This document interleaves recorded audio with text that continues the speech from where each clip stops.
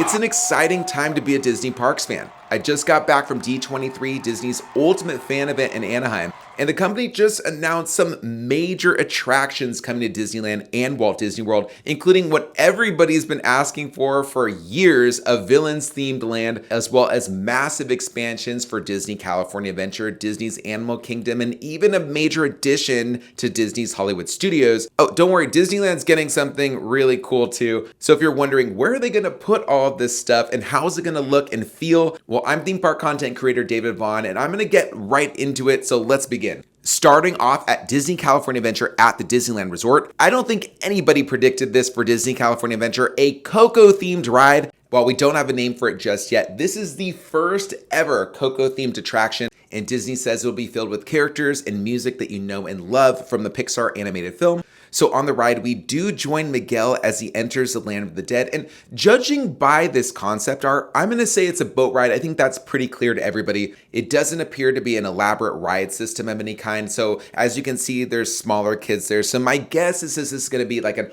all ages, all sizes type of attraction that we see with It's a Small World. Now, the ride system might be a little bit more updated than what we see on It's a Small World. It could feel more like what we see on Na'vi River Journey at Pandora, the world of Avatar. I'm seeing 2 rows of people, totally seating 8, so that does check out. Now, you might be wondering, where will this ride actually go? Is it gonna replace something? My guess is that it won't. Even though a lot of people do speculate it'll replace The Little Mermaid, I'm not guessing that. I think that Disney California Adventure wants more rides versus getting rid of something to add another one. And plus, with Disneyland Forward getting approved, it allows Disneyland to use their land pretty much any way they want to build new attractions. So I could see it going over here, maybe possibly replacing Boardwalk Pizza. And a lot of concept art also showed that Disneyland was planning to get rid of Disneyland Drive. So if that's the case and all of this is underway, then we might see it bump out over there. Unless this ends up being a pretty small boat ride, then it could replace Boardwalk Pizza and Pasta. But again, this is just speculation. It could go in a completely different other part of the park that I'm not even thinking about. However, what we do know is that Disneyland says that the ground is planned to be broken on this new attraction in 2026. And my guess, because it's a boat ride, they probably will be able to get it up fairly quickly. So we could see it open as early as late 2027 or early 2028. Next up at Disney California Adventure was another huge surprise. We already knew that we were getting one multiverse attraction for Avengers Campus, but then they announced that we're getting a 4th attraction and that the additions of these 2 new attractions will actually double the size of Avengers Campus. So starting off with the multiverse attraction, Disney says that this attraction is going to be called Avengers Infinity Defense. And originally the crowd was kind of like, oh, okay, I guess we can get with that title. It is a little bit interesting, but you know what? Even in the past 48 hours, it's really grown on me. But the title likely does describe what's going to happen in this attraction. Disney describes this as a multi-world adventure that you go along with the Avengers. And in the story, there's a certain technology that allows guests to actually transport between worlds using a certain ride vehicle. It looks a lot like what we see in Guardians of the Galaxy Cosmic Rewind, but then King Thanos from another dimension actually gets a hold of this and then starts wreaking havoc on the multiverse. So of course we got to go stop him. And they do say that in the ride, you go to places like Asgard, Wakanda, and even New York City to battle King Thanos. Also, it sounds like there'll be a ton of characters from the Marvel Cinematic Universe all over this attraction. One thing I do want to dispel though is this is not Transformers, the ride that we see at Universal Studios Hollywood.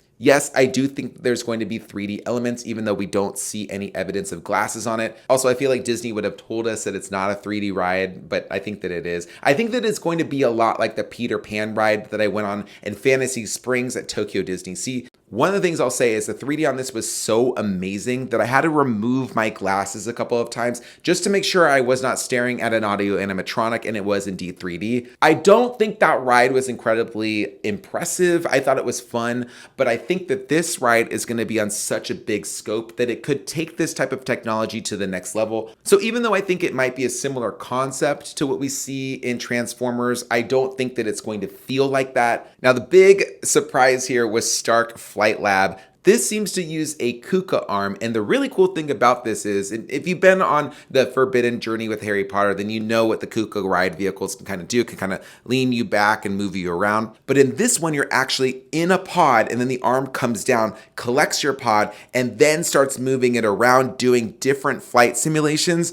And Disney says this will be very rewritable because there'll be different flight patterns to try. Now, I don't expect this one to have like screens or anything around you. I think you're just kind of on a prototype type feel attraction. So you'll be in one spot. And I kind of wonder how much capacity a ride like this has. It all looks like it's on some type of conveyor belt, but I do wonder, are we going to need like a virtual queue because capacity is low? I don't know. In addition, Robert Downey Jr. is reprising his role as Tony Stark. And in fact, Disney shared a picture of him with Bob Iger riding this experience at Disney Imagineering. So it seems like this is well underway. This was the similar ride vehicle that was originally teased for the first Avengers themed attraction that was coming. I've always been curious what made Disney decide to scrap that, but now we are still getting that ride system. So maybe they just decided, hey, actually, this isn't the best one for a massive world. Let's do something different, and then we'll include this one for a different ride. So now you might be wondering, where is all of this going, David? So Disney did actually tell us about this. The Avengers Infinity Defense attraction will go beneath the Quinjet in Avengers Campus,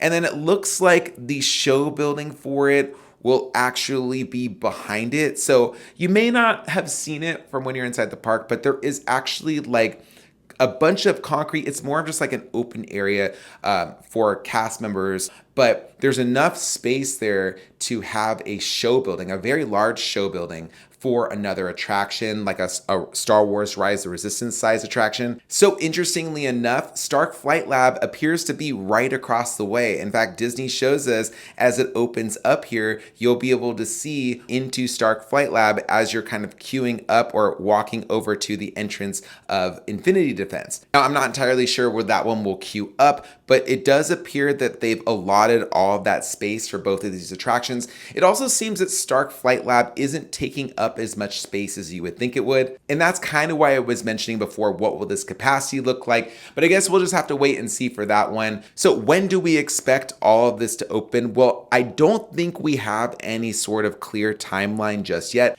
These types of bigger attractions can take years and years to build. So my guess is we're at least 5 years away from this new major experience. But the good news is the construction shouldn't impact too much of Avengers Campus as it is now. Even more for Disney California Adventure, as we heard before, a major Avatar land is coming to this park. So one big thing that we did learn is while Animal Kingdom's version of Avatar Pandora was based on the first film, this new one will be based on The Way of Water, as well as the upcoming Fire and Ash film, and then also the Avatar films that come after that. What can you expect in an Avatar land at Disney California Adventure? Well, it's gonna have shopping, dining, places to explore, and likely interactive spots as well. So far, we've only heard about one ride for this land, but Disney says it's going to be dynamic, intense, and emotional, and it also sounds massive. Like in the attraction, not only do you explore peaceful parts of Pandora, but you actually also go out into the wide open sea on it. And you also face dangers, like you can see a bunch of creatures from the planet kind of lurking about.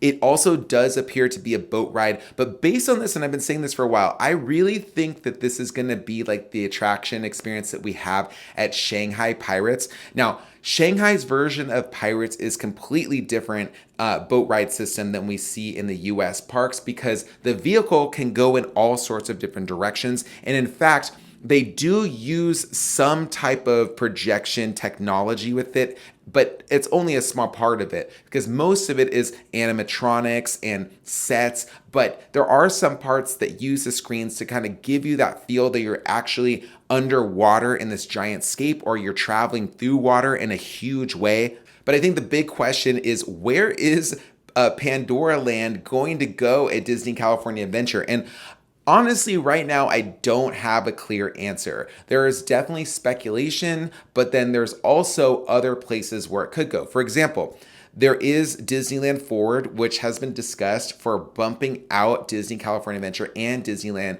toward the Pixar Place Hotel as well as the Disneyland Hotel. So it'll actually cross the road there, the Disneyland Drive, and there will be theme park experiences there, but occupy the parking lots that are right next to those hotels. So that could be an obvious spot to put a Pandora World because it'll just transport you out of Disney California Adventure.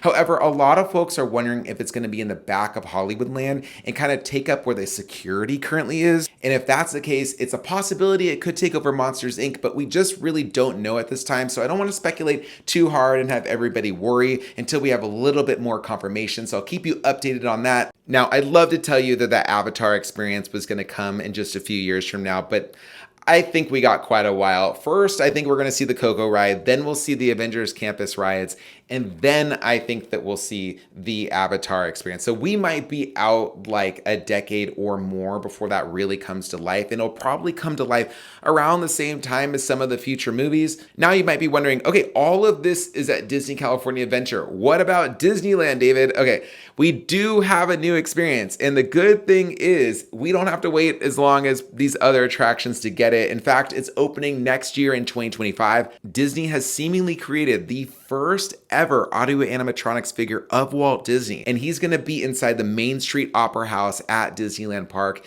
And I think this show is going to be incredibly emotional. I think it's going to be motivating. I think people are going to be really touched by it. From what it sounds like, Disney has thought about doing this for a number of years, but they really need to make sure that the technology and the presentation was just right to really represent Walt Disney in a meaningful way. They even invited his great grandnephew, Roy P. Disney, out to see the audio animatronics figure and just make sure that it was, just right before they put it on display. But we do have it coming out next year. And if you're worried about Great Moments with Mr. Lincoln, it'll actually be on rotation with that show. So I'm guessing by that verbiage, they mean that sometimes you'll see the Walt Disney show and maybe other times it'll be the Great Moments with Mr. Lincoln show. That I'm not entirely sure of, or if you will see them back to back. My guess is that it'll be like some time slots will be Mr. Lincoln and other time slots will be Walt Disney. And the show will be called Walt Disney: A Magical Life. And my guess is that we'll see it debut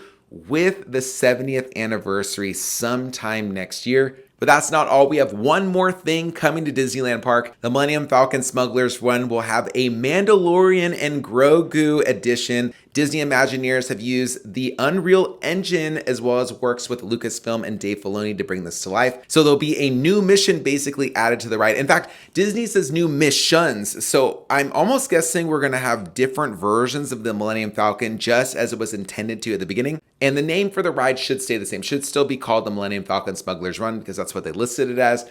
But this will debut at Disneyland Park and Disney's Hollywood Studios, coinciding with the Mandalorian and Grogu film coming out in 2026. Now, there is so much to cover and we haven't even gotten to Villains Land yet. I want to make sure that I give you all of the proper details. So I got to make this a 2-part video. So come back and see the second one. If it's already out, I'll tag it at the end of this one so you can click on the image and then go to it. But before you go, I want to know, what are you most excited to see coming to Disneyland?